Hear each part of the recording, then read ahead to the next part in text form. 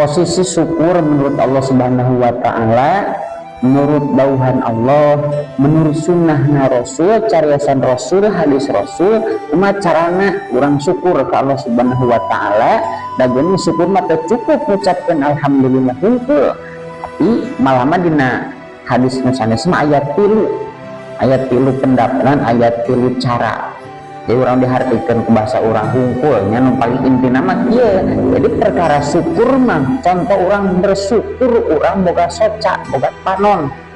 Nah, syukur eta teh orang mengucapkan paling minimal, paling kecil eta mengucapkan alhamdulillah.